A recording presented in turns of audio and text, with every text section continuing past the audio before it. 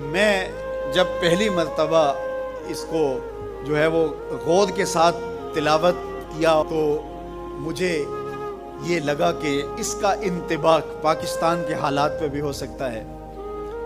اس لیے کہ یہ بھی یتیموں کا سرمایہ ہے۔ کتنے یتیم روتے بلکتے رہ گئے اور ان کے سر سے جو ہے وہ سائے اٹھ گئے اس وطن کے لیے،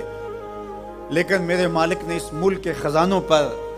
گہرے پہاڑ اور بڑی بڑی دیواریں کھڑی کر دی ہیں۔ جب تک یہ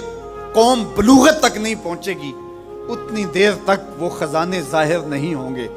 اور جب یہ قوم اپنی بلوغت تک پہنچے گی، شعوری بلوغت، فکری بلوغت، علمی بلوغت، اور رب سے جو وعدہ کیا تھا پاکستان کا مطلب کیا، لا الہ الا اللہ، جب اس بلوغت تک یہ پہنچ جائے گی، اس وعدے کی تکمیل ہوگی، پھر رب دیوار ہٹا دے گا اور پاکستان کو اللہ اتنے خزانے دے گا اور پاکستان ایسا مالا مال ہوگا دنیا دیکھنے آئے گی انشاءاللہ۔